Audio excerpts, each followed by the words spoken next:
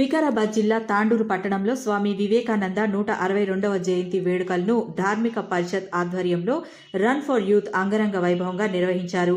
స్వామి వివేకానంద 162వ జయంతిని పురస్కరించుకుని 162 మంది చిన్నారులు స్వామి వివేకానంద వేషధారణలో పెద్ద ఎత్తున ర్యాలీలో పాల్గొనడం ప్రత్యేక ఆకర్షణగా నిలిచింది. స్వామి వివేకానంద జయంతి సందర్భంగా వికారాబాద్ జిల్లా కరణ్కోట్ ఎస్ఐ విఠల్ రెడ్డి చేసిన ప్రసంగం ర్యాలీలో పాల్గొన్న ప్రతి ఒక్కరిని ఆకర్షించింది. ఉదయం 8 గంటలకు తాండూర్ పట్టణంలోని అంబేద్కర్ విగ్రహం నుండి మొదలైన రన్ ఫర్ యూత్ కార్యక్రమం ఇందిరా చౌక్ మీదుగా స్వామి వివేకానంద విగ్రహం వరకు అట్టహాసంగా కొనసాగింది.